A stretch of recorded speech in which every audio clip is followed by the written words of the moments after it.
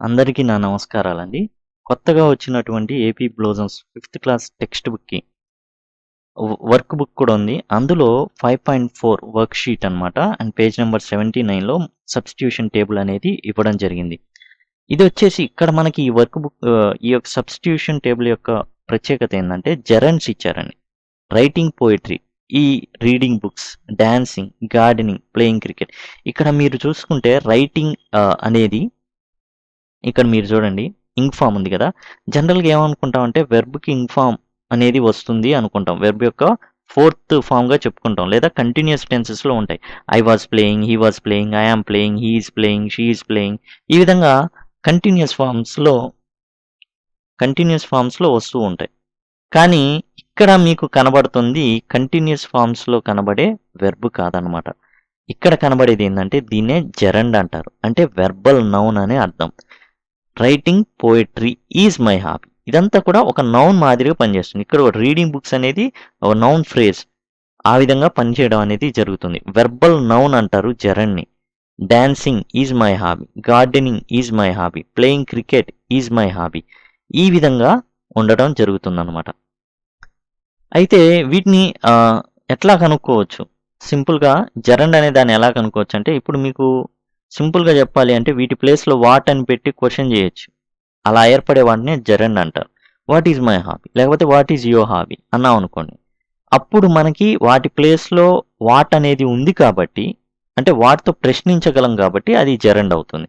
అంటే ఇది ఒక చిన్న టెక్నిక్ అన్నమాట. అదొక్కటే టెక్నిక్ కాదు, అదొక టెక్నిక్. తర్వాత ప్రిపోజిషన్స్ తర్వాత కూడా వచ్చే ఇంక్ ఫార్మ్స్ ఏవైతే ఉన్నాయో అది కూడా జెరండే అవుతుంది. ఈ విధంగా మనం జెరండ్‌ని సింపుల్‌గా కనుక్కోవచ్చు.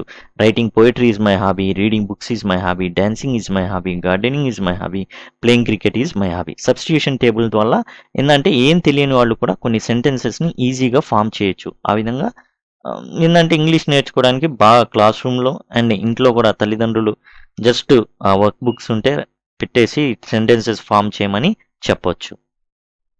ఇక వర్క్షీట్ 5.6లో పేజ్ నెంబర్ 81లో ఉందండి ఈ వర్క్షీట్ 5.6. అందులో యాక్చువల్‌గా ఏం చేశారంటే సినానిమ్స్ ఇట్లాంటివి అడగడం జరిగింది. లేదా సమానార్థాలు ఏవైతే వస్తాయో వాటిని అడగడం జరిగింది. అవి మనం చూద్దాం. One after the other my school mates performed different activities. ఒకళ్ళ తర్వాత ఒకళ్ళు ఏం చేశారంటే డిఫరెంట్ యాక్టివిటీస్ అనేది చేయడం జరిగింది. పర్ఫార్మ్డ్ అంటే ఏంది? ఎంటర్టైన్డా, లొకేటెడా? అంటే ఎంటర్టైన్ చేశారు అంతే కదా. స్టేజ్ మీద వాళ్ళు డ్యాన్స్ చేశారు అంటే ఎంటర్టైన్ చేశారు. Out of all the role play on the wondrous women performed by my friends touch my heart. అంటే స్పృశించింది నా హృదయాన్ని. అంటే ఏంది? టాట్ స్లోలీ చిన్నగా నేర్పించిందనే మూడ్ ఎమోషనల్లీ అంటే హృదయాన్ని కదిలించింది. Out of all the role play wondrous women perform by my friends touch my heart. Touched అంటే మూడ్ ఎమోషనల్గా నన్ను కదిలించింది అని అర్థం. Let's be thankful to God for his mercy. ఆయన మర్సీ అంటే కృప అన్నమాట. గిఫ్టా, ఫర్గివ్నెస్.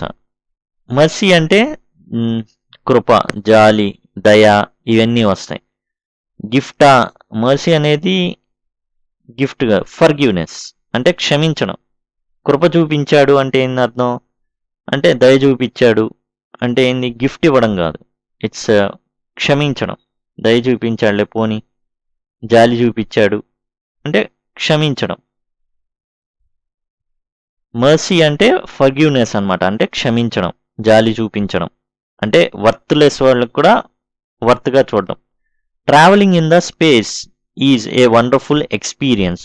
స్పేస్ అంటే ఫ్రీ టైం కాదు. The universe beyond the earthful surface.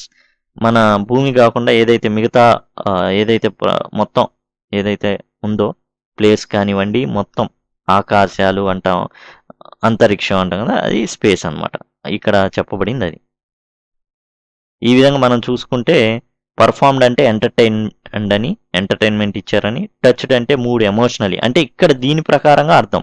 అమర్సీ అంటే ఫర్గివ్నెస్ అని, స్పేస్ అంటే అంతరిక్షం అని. The universe beyond the earth surface భూమి మినహాయించి మిగతా ఏదైతే ఉందో దాని అంతటిని కూడా అంతరిక్షం అంటారు. అండ్ దీనికన్నా ముందుగా మనం జెరండ్స్ చూడడం జరిగింది. ఇవన్నీ కూడా జెరండ్స్ అంటారు. జెరండ్ అంటే వెర్బల్ నౌన్. ఎట్లా కనుక్కున్నాం అంటే సింపుల్గా వీటి బదులు వాట్ అనేది ప్లేస్ చేయడం ద్వారా వాట్ ఈజ్ మై హాబీ అని అడిగితే ఇవన్నీ వస్తాయి. Writing poetry is my hobby, reading books is my hobby, dancing is my hobby, gardening is my hobby, playing cricket is my hobby. ఈ విధంగా వాటితో ప్రశ్న వేసినప్పుడు వచ్చే వాటన్నిటి కూడా చిన్న టిప్ అదేంటంటే జరన్లు అవుతాయి. అంతేకాకుండా ఏదైతే ప్రిపోజిషన్స్ తర్వాత వచ్చేవి కూడా జరన్లు అవుతాయి.